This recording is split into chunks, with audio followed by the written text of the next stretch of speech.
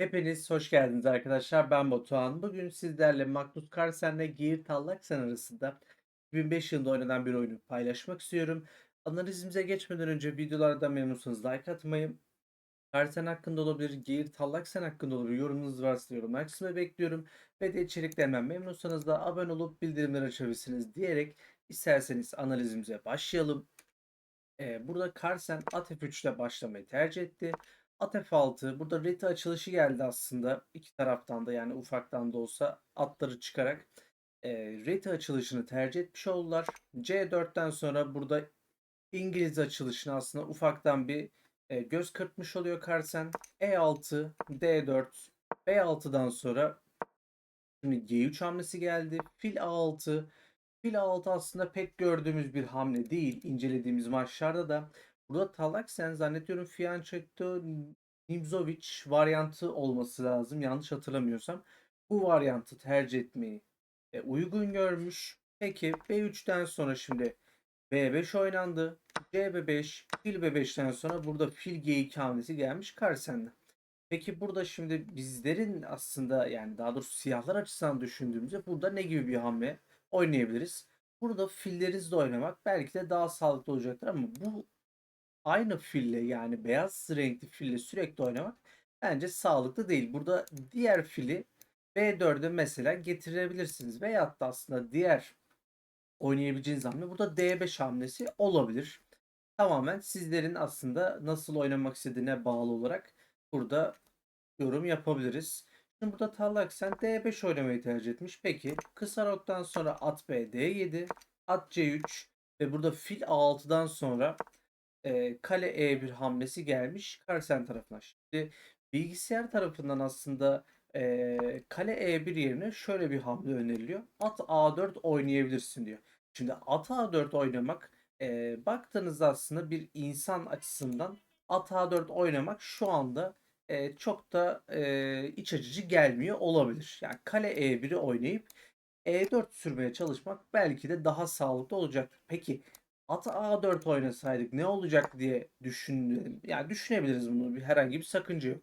Şimdi burada fil E7'den sonra vezir C2 ve burada kısa roktan sonra aslında at C5 hamlesini öneriyor bilgisayar bize.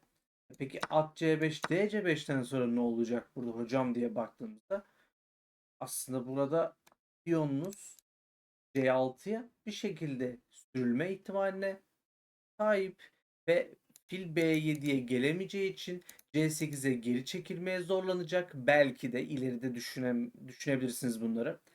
C8'e çekileceği için de burada pasif durumda bırakılabilecek. Mesela bu bahsettiğimiz durum nasıl olabilir? A4, B4 ve B5 sürülerek bu durum oluşabilir arkadaşlar. Bu sebeple bilgisayarın önerisi bu şekilde olabilir diye düşünüyorum. Ama burada Carlsen kale E1 oynamayı tercih etmiş. O yüzden aslında fazla üzerinde durmak istemiyorum. Burada fil D6 hamlesi oynandı Tallaksen tarafından. Fil B2. Şimdi burada Carlsen'e aslında şöyle bir eleştiri yöneltmek lazım. Burada E4 hamlesini aslında oynaması kendisi için daha sağlıklı olacaktı. Şimdi E4 her ne kadar riskli gözükse de D4, at E4, at E4'ten sonra burada kale E4 beyazlar için yani Carlsen için gerçekten muhteşem fırsatlar sağlayabilir. Ve burada fil B7 veya kısa rok yapmanız halinde gerçekten kısa rok daha iyi veriyor bu arada. Kısa rok yapmanız halinde bile burada beyazlar gerçekten üstün kalıyor ve fırsatları da gerçekten epey fazla gözüküyor. Peki burada şimdi fil D6'dan sonra Carlsen'in tercihi ne olmuş? Fil B2 hamlesi olmuş arkadaşlar. Şimdi bilgisayarın önermesine göre fil B2 güzel gözükse de şimdi benim gözüme çarpan bir durum var. Sarok yapıldı. Sarok'tan sonra Carlsen burada E4 yapmayı tercih etti ve bu gerçekten bilgisayarın hiç hoşuna gitmeyen bir hamle olmuş. Yani satrançta bir hamlenin inceliği aslında ve de zamanlaması tabii ki bu kadar önemli. Şimdi E4'ü neden kabul etmiyor? Bakalım. Şimdi E4'ü kabul etmemesinin sebebi at E4'ten kaynaklı. At E4, at E4, D E4'ten sonra kale E4. Dikkat ettiğinizde şimdi oklarla da çizmişim. Burada durum daha farklı oluyor arkadaşlar. Şimdi fil B7'ye sahipsiniz. Yani yapma hakkına sahipsiniz veyahut da at F6 yapabilme durumuna sahipsiniz. Şimdi baktığınızda daha deminki konuda ne farkı var? Yani çok mu farklı sanki dediğinizde burada aslında çok sıkıntılı bir durum var. At F6 oynamanız belki de ileride, hatta fil B7 de dahil edebilirim buna. Fil B7'yi oynadığınızda gerçekten şöyle göstermek istiyorum oklarla, veyahut da atı oynadığınızda ileride gerçekten sizlere sıkıntılı durumlar yaşatabilecek bir konuma sahip olmuş oluyor siyahların taşları. E, o zaman ne yapalım? Yani şey mi yapalım? Ne yapabiliriz? Yani siyahlar için yapılacak şey zaten fil B7 hamlesi. Beyazlar için ne yapabiliriz diye sorduğumuzda burada kale E3 ile kaleni geri çek diyor bilgisayar, veyahut da Carsel'in yaptığı gibi kale H4 oynayabilirsin, ama kale H4 bilgisayarın dördüncü hamle olarak önerdiği hamle olmuş sevgili arkadaşlar. Peki biz devam edelim. Şimdi burada fil E7 hamlesinden sonra kale H3, at F6, dikkat edin. Fil E7 hamlesi her ne kadar iyi bir hamle olarak gözükse de fil D6 bence aslında filin bulunduğu en iyi kare diyebilirim. Vezir E2 oynandı. Vezir E2'den sonra konumu incelediğinde siyahlar gerçekten aslında filinin ve vezirinin de konumunu iyileştirdiğine gerçekten nasıl durdurulacaklar hiç emin değilim. Burada fil D5 oynandı. Fil D5'ten sonra burası incelenmeye değer. Çünkü kale E1 hamlesi Carlsen tarafından bence yapılan çok da iyi bir hamle olmadı. Çünkü dikkat ediniz. Şimdi okla çizdiğim hamleye de değineceğiz, ama burada bilgisayarın kuvvetle önerdiği muhteşem bir hamle var. Burada özür dilerim, A5 hamlesini burada bilgisayar bize kuvvetli bir şekilde öneriyor. Çünkü A5 hamlesi size ileride aslında A4 veya B4 sürülmesini engelleyebilecek bir hamle olarak şu an gözüküyor. Ve ileride tabii ki fil B4 gelinmesi adına da aslında size güzel bir fırsat sağlıyor olabilir. Bu tamamen aslında size avantaj sağladığı için bence bilgisayarın önerdiği çok şık bir hamle olmuş. Ama burada Talaksen vezir B8 oynamayı tercih etti ve vezir B8 ile birlikte bu bahsettiğimiz bütün avantajların neredeyse kaybetme noktasına geliyor. Tabi Carlsen doğru hamleyi yaparsa. Carlsen doğru hamleyi yapıyor mu hocam diye sorduğunuzda evet. Carlsen burada bilgisayarın önerdiği en kuvvetli hamle olan at E5 hamlesini yaptı. Vezir B7, fil D5, vezir D5'ten sonra vezir C2 hamlesi geldi Carlsen'le. Hocam yani ne oldu 2 dakikada şimdi burada şey mi değişti diye sorduğunuzda burada ibre tamamen döndü arkadaşlar. Ya vezir B8 gibi, yani ufak görülebilecek bir hatayı yaptığınızda bile gerçekten konumun dengesi tam tersine dönmüş oldu.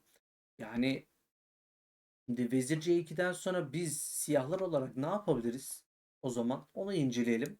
H6 veyahut da halen dikkat edin A5 hamlesini yapabilirsiniz sevgili arkadaşlar. Ama burada benim dikkatimi çeken Geir Talaksen'in burada iki tane üst üste büyük hata yapması aslında konumunun çöküşünün başlangıcı oluyor. İnceleyelim, bu hamleler nedir? Öncelikle C5 gibi çok büyük bir hata yapıyor. Çünkü burada at G4 yapabilirsiniz veyahut da at C6 gibi bir hamle oynayabilirsiniz. Peki at C6 oynarsa hocam ne olacak, yani bir şey mi oluyor diye baktığınızda burada zaten bu durumla alamazsınız. Çünkü D5'ten sonra burada hem atı düşürmeyi hem de matı tehdit ediyorsunuz. Yani mat istiyorsunuz. Bu sebeple böyle bir şey yapamazsınız. Aslında bilgisayarın çok ince düşündüğü bir yer olmuş. Burada Carlsen aslında benim de tasvip ettiğim şekilde at G4 hamlesini yapmayı tercih ediyor. Ve burada dikkat edin, Galaxy'nin ikinci büyük hatası üst üste yaptığı, yani H6 hamlesi bence burada artık konumunun ve Carlsen'in aslında, daha doğrusu şöyle diyelim, Tallaksen'in konumunun çöküşünü, Carlsen'in de konumu ve maçı aslında ele alışının önemli bir sembolü oldu bu iki hamle. Peki burada hocam ne oynayabiliriz? Arkadaşlar burada kesinlikle at h6 hamlesini oynayabilirsiniz. Atınızı burada feda etmekten kesinlikle çekinmemelisiniz. Çünkü şah kanadı piyonlarını tamamen dağıtıyorsunuz. Veyahut da aslında Carlsen'in yaptığı hamle bu. Burada da veyahut da kale E5 gibi bir hamle yapabilirsiniz. Peki devam edelim. Kale E5 oynandı. Şimdi kale E5 at H6'ya göre böyle biraz daha parlak durmayan bir hamle olsa da bilgisayarın önerdiği ikinci hamle olduğu için aslında bence gerçekten güzel bir hamle oldu. Carlsen tarafından yapılan bir hamle. Güzel oldu yani dedim. Şimdi Vezir F3'ten sonra dikkat edin. Burada Carlsen'den muhteşem bir hamle geliyor. Aslında çok da uzak değil. Daha demin gösterdiğimiz bir hamle. Bu hamle at H6 hamlesi arkadaşlar ve bilgisayar bu hamleyi muhteşem bir hamle olarak nitelendiriyor ve gerçekten benim çok hoşuma giden bir hamle oldu. Daha demin yapmamasının aslında sebebi olarak belki de önce kalesini getirip ondan sonra atını vurmayı tercih eden Carlsen aslında bilgisayar tarafından gerçekten takdir edilen bir nasıl diyelim takdir edilen bir hamleye aslında kavuşmuş oluyor, yapmış oluyor diyelim.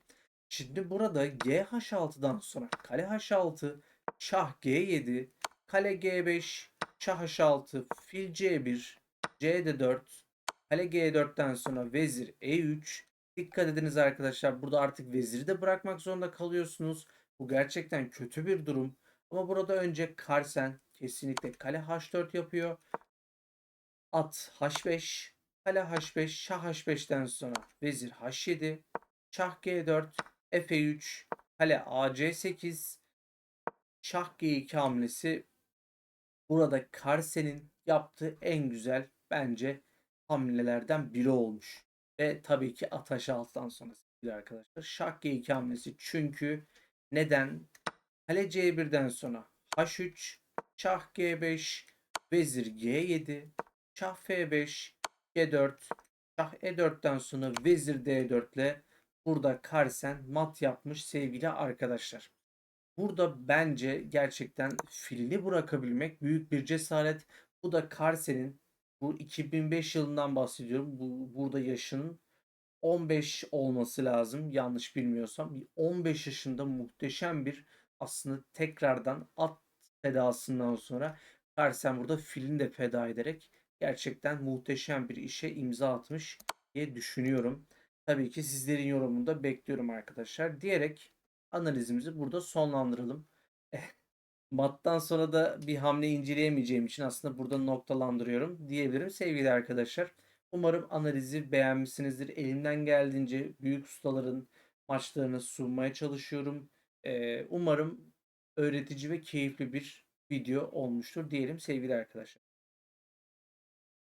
Umarım videoyu beğenmişsinizdir. Videoyu beğenseniz like tuşuna basabilirsiniz. Carlsen hakkında olabilir. Bu at fedası veyahut da fil fedası hatta şah G2 hamlesi hakkında da olabilir. Düşünceleriniz varsa yorumlar kısmında bekliyorum. Ve de içeriklerinden memnunsanız da abone olup bildirimleri açabilirsiniz diyerek isterseniz videomuzu kapatalım. Kendinize iyi bakın arkadaşlar. Görüşmek üzere. Sağlıcakla kalın.